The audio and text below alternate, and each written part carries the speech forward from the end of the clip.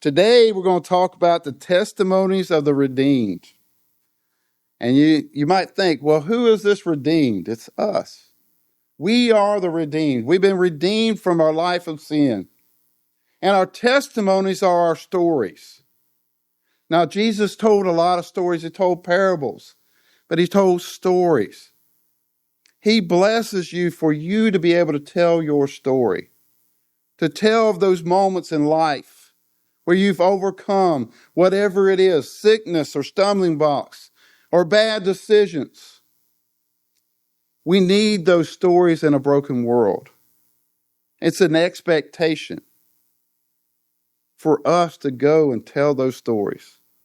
So we're going to be in Psalms 40, and I want you to listen as I read and how that applies to you today.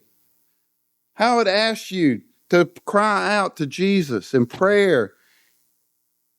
How he expects you to react to that. And our expectations of him to answer those prayers. And then his expectations for us to tell a broken world. Psalms 40. I waited patiently for the Lord, and he inclined to me, and he heard my cry. He also brought me out of the horrible pit, out of the murky clay, and he set my feet upon a rock and established my steps. He has put a new song in my mouth. Praise to our God. Many will see it and fear, and I will trust in the Lord. Blessed is the man who makes the Lord his trust and does not respect the proud, nor such as turn aside to lies. Many, O Lord, my God, you are wonderful works which you have done, and your thoughts towards us cannot be counted to you in order. If you would declare and speak of them, there are more than can be numbered. Sacrifice and offering you do not desire. My ears you have opened. Burnt offerings and sin offerings you do not require. Then I said, behold, I come. In the scroll of the book it is written of me. I delight to do your will, O my God. And your law is within my heart. I have proclaimed the good news of righteousness in the great assembly. Indeed, I do not restrain my lips, O Lord. You yourself know. I have not hidden your righteousness within my heart. I have declared your faithfulness and your salvation. I have not concealed your loving kindness and your truth from the great assembly. Do not withhold your tender mercies from me. O Lord, let your loving kindness and your truth continually preserve me. For your innumerable evils have surrounded me. For innumerable evils have surrounded me. My iniquities have overtaken me, so that I am not able to look up. They are more than the hairs of my head. Therefore my heart fails me. Be pleased, O Lord, to deliver me. O Lord, make haste to help me. Let them be ashamed and brought to mutual confusion, who seek to destroy my life. Let them be driven backward and brought to dishonor, who wish me evil. Let them be confounded because of their shame, who say to me, aha. Let those who seek you rejoice and be glad in you. Let such as love your salvation say continually, the Lord be magnified. But I am poor and needy. Let the Lord think upon me. You are my help and my deliverer. Do not delay, oh my God. So it tells you what to do. It tells you what to expect from God, and then what his expectations of us. So last week we kind of touched on this, how important our story is to a broken world. Today we're going to take a step back And we're going to think about how we come to those stories, how God blesses us, how he answers our prayers, how he gives us a new song, a new view on life, despite all the problems we go through. So as we think about that, I want you to think about, as we go through this message, how God has blessed you through the years. All the things that he's done for you. I know there's been many times in our life and in our marriage and our family that there have been times when there wasn't enough money, but God made a way. There have been times when we didn't know how our loved ones were going to make it. Those that have had cancer, those that have been fighting cancer, and all the issues they went through. But God got us through it. His presence is there. Are you looking for him? Are you talking to him? Are you giving him your burdens? Are you praying? Are you crying out to him? Point 1, God heard my cry. Listen to Psalms 145, verses 18 and 19. The Lord is near to all who call on him, to all who call on him in truth. He fulfills the desire of those who fear him. He also hears their cry and saves them. It didn't say if. He said, when you cry out, I will save you. So I want you to take a moment and think about the times that God has heard your cries for help and answered. Think about those times you were brought to your knees. If you haven't been brought to your knees, you will be. When life is so overwhelming that all you can do is hit your knees. But that's what we should have done in the first place. What about the times when you didn't have the words to say, just tears? Think about the tax collector and all he could do was beat his chest. And those times when you wrote down all your prayers and concerns. Now I want you to look back. Has God answered those? Has God heard your tears? I want you to remember there is no tears wasted on this side of heaven. He hears you. He counts them and he knows. Listen to this prayer that I found. I was doing my research and I'm telling you, it's just like God just brings you to these certain things. And it's titled, Tears Don't Lie. Listen to what this person wrote. It said, Lord, my tears tell truth, even when my mouth stays silent.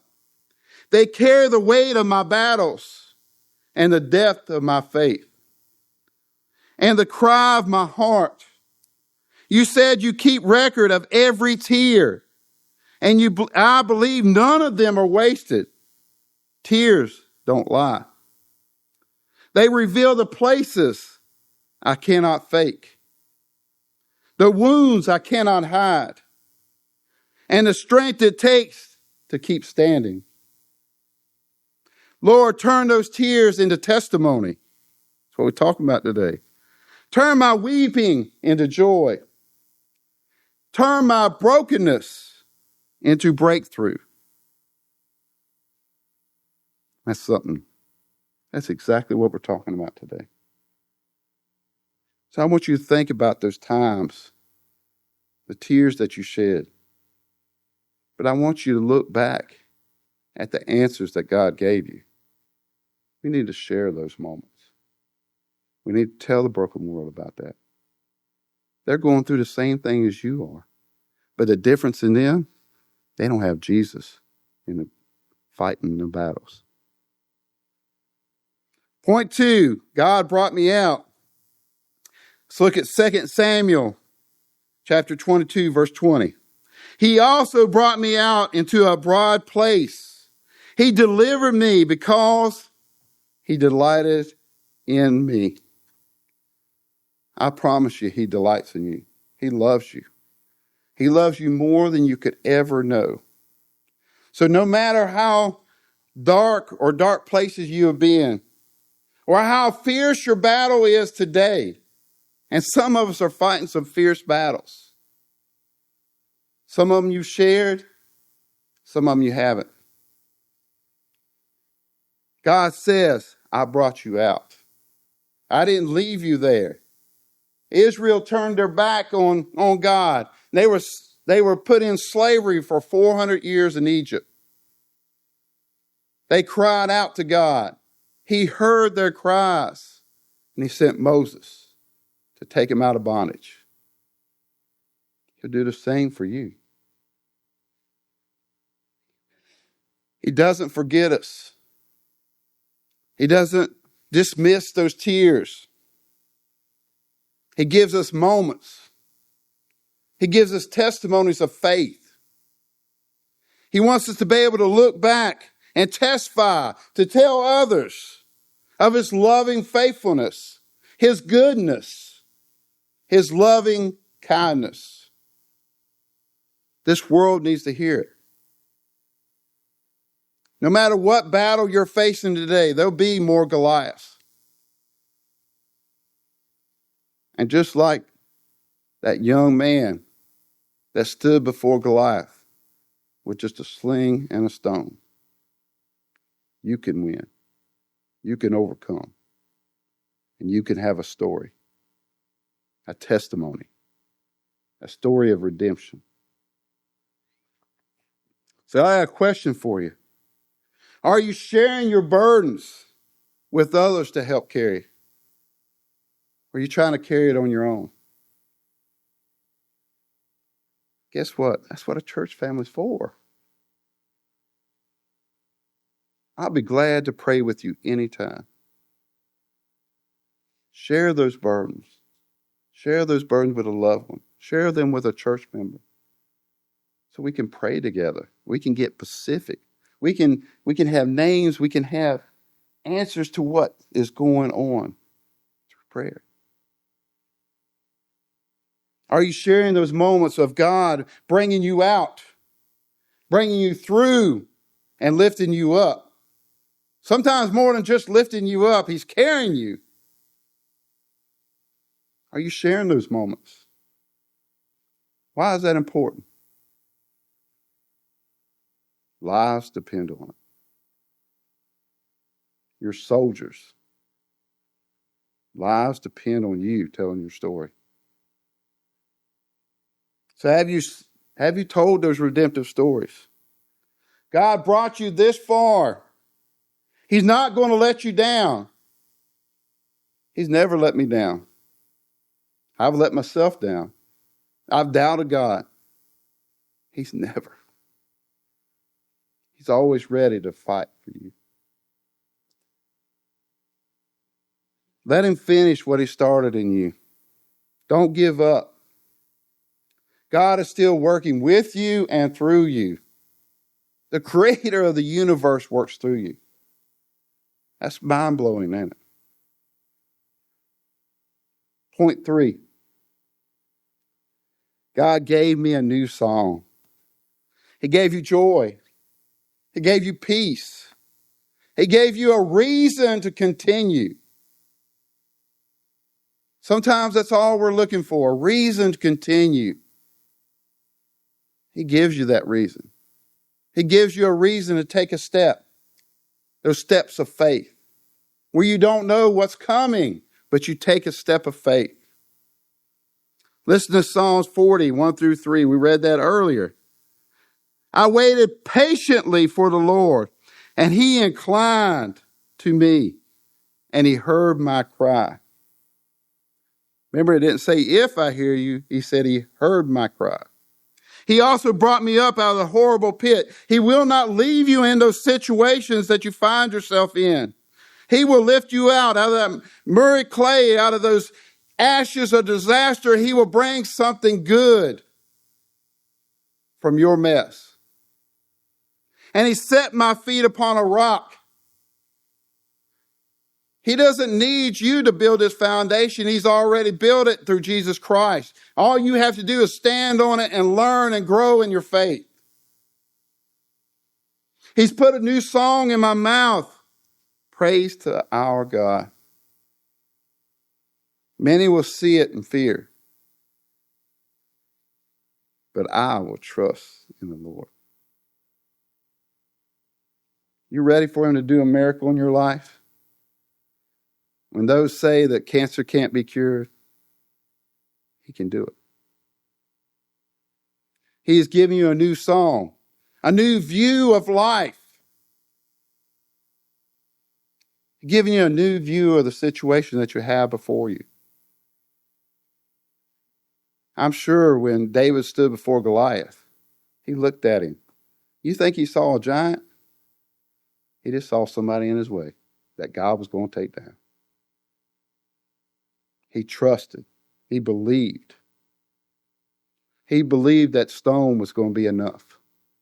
I believe Jesus is enough. Do y'all believe that today? Is Jesus enough? Is he enough to overcome your situations? Now I got a question. Wait a minute. I done lost my place. I'm sorry. So how is God giving you a new song? I want you to look back. I want you to look at those situations. Ryan, you might be thinking that car wreck was awful, right? But God can give you a new view of that situation. There's something good that comes from that. Mr. Rogers' pain in his leg. Something good is going to come from that. Your brother, something good is going to come from that. I believe it. Do you believe it?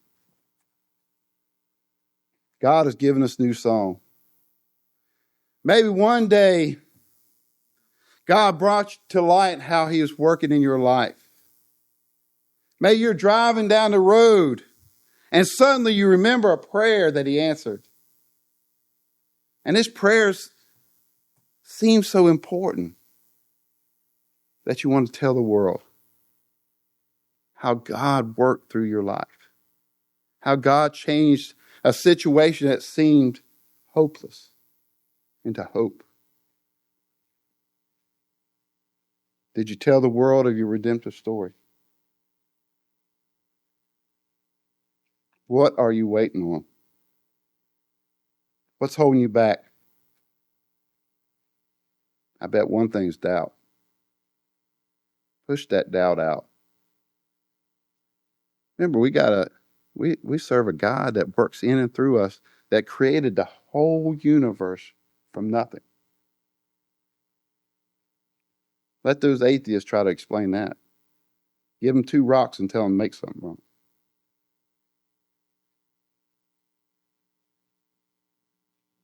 Why is it so important that we tell our story? Lives depend on it. God puts people in our path every day. When I pray, I try to make sure I cover all those that he put in my path today and those that he'll put in my path tomorrow. I pray that he opens my eyes, opens my ears, and opens my heart. Those stories are so important. Stories of how our marriages lasted this long. Stories of how we overcome cancer. Stories of how we overcome pain and sorrow and loss in our lives. It's important. Now, what are you going to do with it? God gave us a good message today. What are we going to do with it? You're just going to tuck it back? You're going to fold it up, put it in your pocket? Or you're going to go out in the world and give your heart?